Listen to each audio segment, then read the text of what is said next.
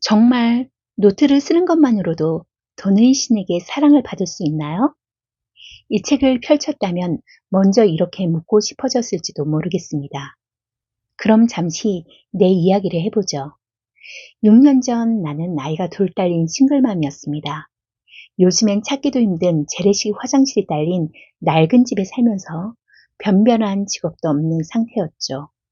그런 상황에서 친구와 함께 큰맘 먹고 핸드메이드 소품을 파는 가게를 시작했지만 매출도 영 신통치 않았습니다. 남자친구에게도 이렇게 힘든 건 다 당신 탓이야 라는 생각을 갖고 있었으니 당연히 그와의 사이도 좋을 리 없었죠. 나는 이런 상황에서 어떻게 벗어났을까요? 돌이켜보면 지금의 내 상황이 정말 싫어진 순간이 있었습니다.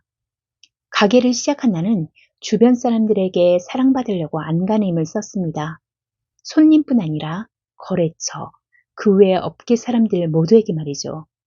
그런데도 나를 험담하는 사람이 생겼고 매출도 형편없었습니다. 노력하면 노력할수록 마음만 더 괴로워졌죠. 결국 우울증이 찾아와 한때는 돌발성 난청까지 생겼습니다. 더구나 우울증은 마음이 약한 사람이 걸리는 거라는 편견에 사로잡혀 우울증이 깊어질수록 자괴감이 들고 더 불안해졌습니다. 그때 나는 뭐랄까요. 자신의 의사와는 전혀 상관없는 마음을 가지고 살아가는 느낌이었죠. 좋아하는 일을 하고 싶어서 이 일을 시작했는데 왜 모든 게 다 꼬이는 거지? 뭔가 근본적으로 잘못된 것은 아닐까? 자신이 어딘가 부족하고 약하다는 생각에 모든 일이 무언가 쫓기듯 굴러갔습니다. 불안함이 계속되었죠. 내 생각과 상관없이 모든 게 흘러가는 느낌이랄까요? 그러던 어느 날 문득 이런 의문이 들었습니다. 어쩌면 내 의지와는 상관없는 부분에서 뭔가가 일어나고 있는 건 아닐까? 지금은 일상이 된 일, 즉 있는 그대로의 나를 직시하기를 이때 처음으로 해보았습니다. 내가 느끼는 감정을 의심하면서 깊이 파고 들어간 것이었죠. 그 결과 모든 원흉의 시작은 미움받고 싶지 않다는 것이었음을 깨닫게 되었습니다. 나는 어릴 적부터 모든 사람에게 사랑받고 싶다는 마음이 강했습니다. 그러나 한편으로는 항상 미움받는다는 생각이 사로잡혀 있었죠. 다시 말해, 나는 항상 미움받는다. 이것이 내 설정이었던 것입니다. 모두에게 사랑받고 싶다는 마음을 전제로 살아가는 하루하루는 정말 고통스러웠습니다. 나는 이렇게 모두에게 사랑받고 싶은데 다들 나를 미워해. 너무 힘들어. 그렇게만 생각했습니다. 이런 설정을 갖고 있었으니 사람들에게 미움받는 게 당연한 일이었는데도 말이죠. 객관적으로 나를 바라보고 나서야 비로소 자신이 항상 미움받아서 좌절하는 나에 푹 빠져 지냈음을 깨달았습니다. 그와 동시에 상황을 이렇게까지 악화시킨 건 나 자신이 아닐까 하는 생각이 들었죠.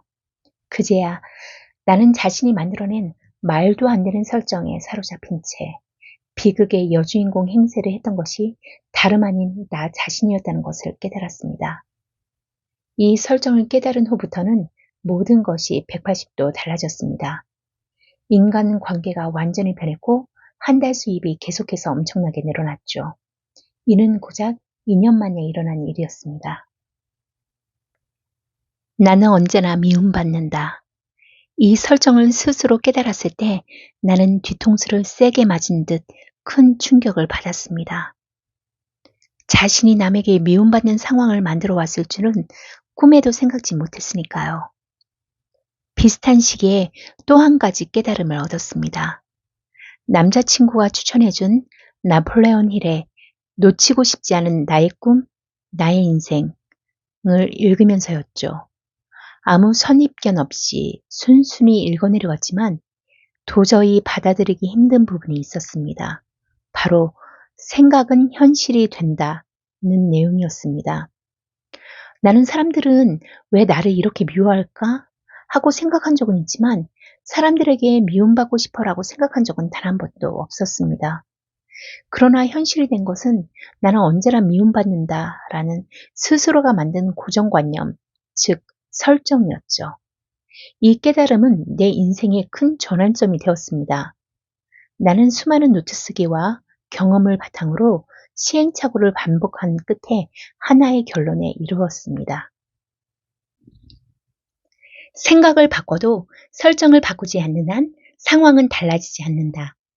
그렇다면 내가 원하는 감정이 생기도록 설정을 변경하면 된다.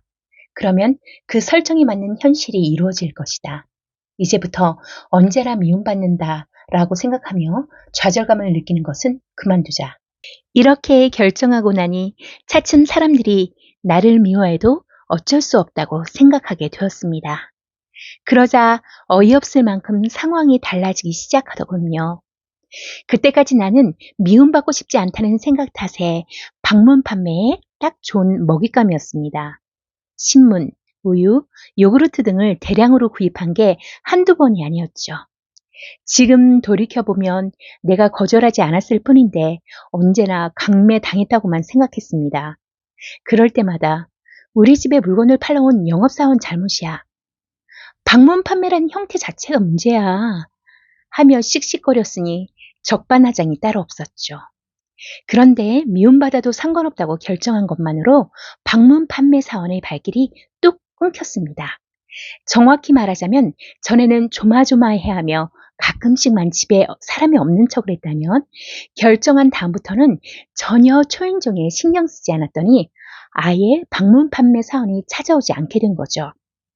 그 밖에도 마음이 맞지 않아 만나고 싶지 않았던 아이 친구 엄마와 연락이 자연스럽게 끊기거나 오프라인 매장을 온라인 쇼핑몰로 바꾼 후에 매출이 오르는 등 이게 대체 무슨 일인가 싶을 만큼 순식간에 많은 일들이 술술 풀리기 시작했습니다. 나는 이런 일들을 계기로 확신했죠. 생각이 아니라 설정을 바꿔야 한다고.